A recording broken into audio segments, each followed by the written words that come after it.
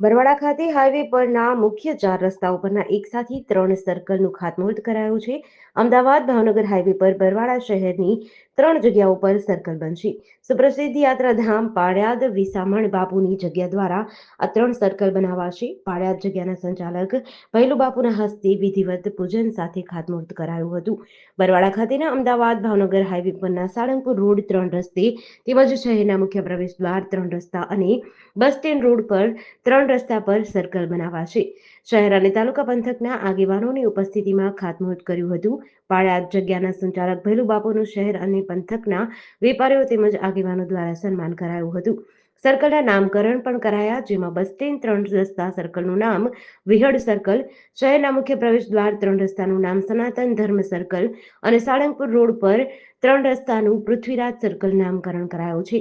આ તમામ સર્કલના દાતાઓ પૃથ્વીરાજ સર્કલના દાતા ધરમસિંહભાઈ તુરખિયા, અમર ગ્રુપ વડોદરા વાળા તેમજ સનાતન ધર્મ સર્કલના દાતા અમર ગ્રુપ વડોદરાના વિનોદભાઈ પી તુરખિયા અને વિહળ સર્કલના દાતા ગિરધરભાઈ સવાણી રુદ્રાક્ષ ગ્રુપ વડોદરા છે.